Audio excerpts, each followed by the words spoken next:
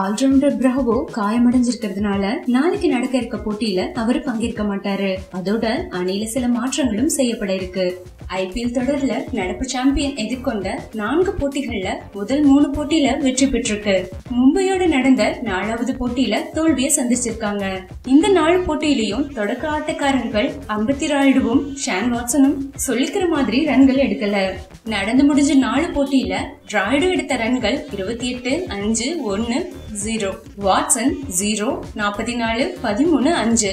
இந்த தொடர்ல இவங்களோட ஃபார்ம் கேள்விக்குறியாதான் இருக்கு. தொடர்ந்து சொதப்பிட்டு வர்றதுனால அணில மாற்றம் இருக்கும்னு ஏற்கனவே தோனி சொல்லியிருந்தாரு. இப்படி இருக்க சிச்சுவேஷன்ல பஞ்சாப் அணி கூட சென்னை சூப்பர் கிங்ஸ் நாளை மோத போறாங்க. சென்னை சேப்பக்கத்துல நடக்க போற இந்த போட்டியில சிஎஸ்கே அணியில தொடக்க ஆட்டக்காரரா முரளி விஜய்க்கு வாய்ப்பு அளிக்கப்படும்னு தெரியுது. கடந்த ஐபிஎல் தொடர்ல ஒரே ஒரு போட்டியில மட்டும்தான் முரளி விஜய்க்கு வாய்ப்பு அளிக்கப்பட்டுச்சு. இந்த டைம் அவரு ஃபார்ம்ல இருக்காரு. முஷ்டாக் அலி டிராபிக்கான T20 போட்டியில சிறப்பா விளையாடி இருக்காரு. அவருக்கு நாளைக்கு போட்டியில வாய்ப்பு அளிக்கப்படும் தெரியுது. அதோட தமிழக அணியில தமிழக வீரர்கள் யாருமே இல்லாதது முணுமுணுப்பை ஏற்படுத்தி இருக்கு. அதை போக்குற விதத்திலையும் அவருக்கு வாய்ப்பு அளிக்கப்படலாம்.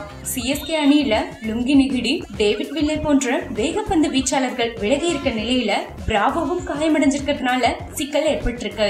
இந்த நிலையில நெகிடிக்கு பதிலா சேர்க்கப்பட்டிருக்க நியூசிலாந்து வேகப்பந்து வீச்சாளர் கஜலின் சென்னை வந்திருக்காரு.